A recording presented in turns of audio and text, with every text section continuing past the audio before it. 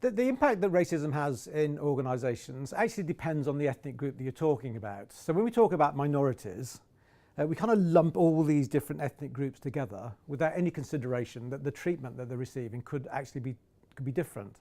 What the book demonstrates is there is a hierarchy, and this hierarchy applies to many different countries. Essentially, it's white people at the top, black people at the bottom, and everybody else in between. Now that's the basic hierarchy, and how the groups are described and what they're composed of will differ according to the society that we're discussing. So the impact racism has will be different for each of these different groups.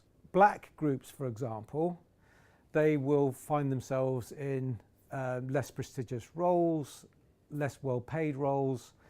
They will be less likely to be promoted, etc. The groups in the middle, for example, in the United Kingdom, Asian groups, are seen as well-educated and will find themselves in technical roles, but are far less likely, for example, to be found in sales positions. But also there's lingering doubts about Asian people, the stereotypical views about Asian people. There are doubts about their leadership capabilities. So despite their presence in well-paid roles in the specialist technical areas, they are far less likely to be promoted into the most senior positions. So the impact that racism has differs according to the group that you're talking about. There are also differences according to whether you're a male in a minority group and a female in a minority group. So the impact of this is actually different according to the groups you're talking about and the gender that we're talking about too. But generally speaking, it has an impact in all of the key decision points in organisations. Who do we attract? Who do we select? How do we induct them?